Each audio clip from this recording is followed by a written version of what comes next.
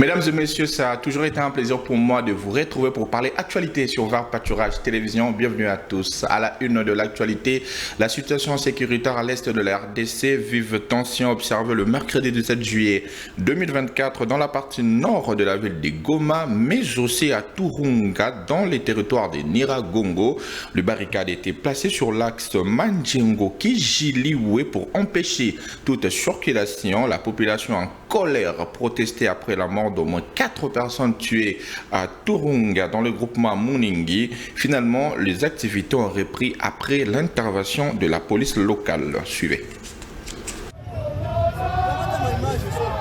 Selon le président de la société civile des Munigi, les bandits armés non autrement identifiés ont opéré nuitamment dans cette entité sans être inquiétés. Ils ont tué au moins 3 personnes, dont un père de famille ainsi que son épouse, et blessé 2 autres. Je suis sur terrain, oui, 5 personnes touchées, dont 3 morts. Le père est décédé, et son épouse et la tante est décédée. Il y a une voisine qui a été touchée par balle perdue et un enfant qui sont encore en vie, les 2 personnes. Cette situation a provoqué des manifestations de colère des habitants de la place qui ont posé les barricades sur plusieurs axes routiers, dont Mandjengo-Kijiliwe et Katoi, provoquant ainsi la perturbation de la circulation. Les éléments de la police ainsi que les FARDC sont intervenus en usant des tirs de sommation et des gaz lacrymogènes pour rétablir l'ordre. Selon plusieurs analystes, la montée de l'insécurité à Goma et dans la partie sud du territoire de Nyiragongo est due notamment à l'arrivée massive dans ces entités des déplacés de guerre, d'agressions qu'impose à la RDC son voisin, le Rwanda, sous couvert du M23. La réponse de la République démocratique du Congo à l'entrée sur son territoire de militaires rwandais, tel que révélé dans le rapport des experts des Nations Unies, ne tardera pas. C'est la déclaration faite par le ministre de la Communication et Médias, Patrick Muyaya, sur le plateau de Radio France Internationale. Patrick Isobungese Bokuma nous fait le point. Le porte-parole du gouvernement congolais continue à défendre la République comme il sait si bien le faire. En France, où il se trouve, Patrick Muyaya a bien été l'invité de RFI. Répondant à la question sur l'avancée du M23 dans l'Est, l'homme du changement de narratif a tenu à situer les choses avant de parler des dispositifs mis en place pour mettre fin à cette guerre d'agression. D'abord, j'aurais voulu que vous puissiez dans votre question intégrer le fait que c'est l'armée rwandaise qui opère et que le rapport des Nations Unies qui est assez détaillé sur le sujet démontre clairement qu'il y a plus de militaires rwandais que des terroristes recrutés parfois dans des camps des réfugiés. Et il faut considérer aussi que nous sommes dans une guerre et que dans une guerre, évidemment, qu'il y a à certaines phases où vous pouvez considérer que vous avez perdu une bataille, mais que la guerre, elle n'est pas perdue. Nous sommes dans un programme de montée en puissance de nos forces armées pour commencer, mais parce que vous parlez de nos alliés, notamment les forces de la SADC qui n'ont pas encore totalement achevé leur phase de déploiement. Il ne faut pas non plus oublier que nous sommes dans différents processus démocratiques, même si la motivation qui pousse le président Kagame dans ses aventures, c'est la poursuite de la filière minière, parce que la guerre est évidemment économique, mais il faut compter sur nous, sur nos forces pour remettre la sécurité dans toutes les parties qui ont été occupées. À la question de la présence de 4000 soldats rwandais sur le sol congolais, qui empêcherait la progression des militaires congolais et leurs alliés, Patrick Muyaya est resté serein. Je ne saurais pas vous donner les détails opérationnels de ce qui se prépare, mais tout ce que je sais, c'est que notre armée monte en puissance et qu'il y a les forces, notamment celles de la SADC, qui sont en train de finaliser leur déploiement et que le moment venu, il y aura une réponse militaire, parce que c'est ceci en front, dans l'hypothèse où le Rwanda ne veut pas entendre la voix de la raison, parce que les filons miniers qui est à la base de ces aventures rwandaises justifient les déploiements massifs, les recrutements des enfants ou dans des camps de réfugiés, mais il y a des choses qui se préparent et qui feront l'objet des communications le moment venu. Voix officielle du gouvernement souminois, le ministre de la Communication et Médias continue sa campagne de communication à l'étranger. Et toujours dans ce chapitre, bien que l'Ouganda ait été cité dans le rapport des experts des Nations Unies sur son soutien aux rebelles M23, la République démocratique du Congo attend clarifier les choses avant toute décision. Pour l'heure, pas de rupture des relations diplomatiques, d'autant plus qu'on parlerait des individus. Réponse du porte-parole du gouvernement congolais à la question lui posée par radio sur la radio France Internationale. Patrick Issou revient de nouveau. Réagissons à la question sur la participation de l'Ouganda aux côtés des rebelles du M23. Selon le rapport des experts des Nations Unies, le porte-parole du gouvernement de la RDC a clarifié les choses. D'abord, sur l'Ouganda, il faut savoir que les militaires ougandais sont tués à côté de nos militaires dans le combat contre les ADF dans la partie Grand Nord. Et nous avons plutôt enregistré de progrès de ce côté-là. Le rapport parle des mouvements, évidemment, qui se font en Ouganda, de l'implication de certains individus. Et pour ça, que ce soit au niveau militaire ou au niveau diplomatique, il y a des clarifications que nous avons demandées. Et il y a des contacts au niveau de notre diplomatie pour éclaircir ces zones d'ombre et pour lesquelles nous aurons une position claire et ferme. Ainsi donc, la République démocratique du Congo n'arrête pas pour l'heure sa coopération avec l'Ouganda, a fait savoir le ministre de la Communication et des Médias, en attendant de clarifier la situation.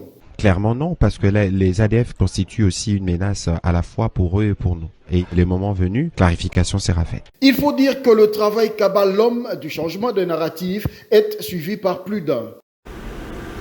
Bénédiction de l'Alliance 2024 à l'église de Mangembo, Londres. C'est à partir de ce jeudi 18 au dimanche 21 juillet 2024. Un seul orateur pour cette session, l'évêque Espérance Mbakadi, le surintendant général de la communauté charismatique de Mangembo. Le peuple de Dieu de l'Europe et des environs sont conviés à prendre part à cet événement. Le pasteur titulaire de l'église Mangembo, Londres, lance ici l'invitation. Le propos du révérend Augustin Mbona sont recueillis pour vous par Rachel Adasaliwala. The Church of Mangembo presents Benal UK 2024, The Blessing of the Covenant. From the 18th to the 21st of July 2024, starting from 5 p.m. Je suis là pour pouvoir vous rappeler, vous dire, du 18 au 21, la Bénale, la bénédiction de l'Alliance aura lieu. Alors voilà, moi et mon équipe sommes vraiment prêts pour pouvoir vous accueillir. Amen. C'est un événement à ne pas rater. Nous avons un prédicateur et un enseignant très spécial. Je parle de l'évêque Espérance Mbakadi.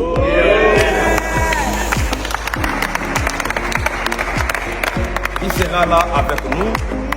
Ce qui était à la première édition était très béni. Oh yes. Alors voilà, la deuxième édition aura bel et bien lieu du 18 au 21 juillet. Yes. Maman, papa, vous êtes invités, ne manquez pas. Si vous avez des questions à poser, voici nos détails, nos numéros sont sur vos écrans. Soyez bénis, c'était votre serviteur, le révérend Augustin Mbona et...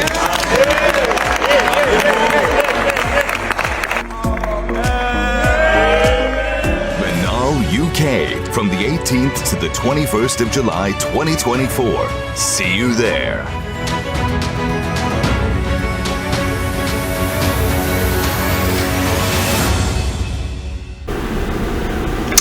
Et restons toujours dans l'église de Mangembo pour parler de la colonie des vacances dénommée Fève Famille en Vacances qu'organise l'église des enfants de Mangembo à l'intention des enfants poursuit son bonhomme de chemin pour le mercredi 17 juillet 2024. Comptant pour la troisième journée, les vacanciers étaient soumis à des exercices pratiques répartis selon la tranche d'âge. L'objectif poursuivi ici est de détecter des talents dans les chefs des enfants. Nico Kassanda et Francis Matondo étaient là pour vous.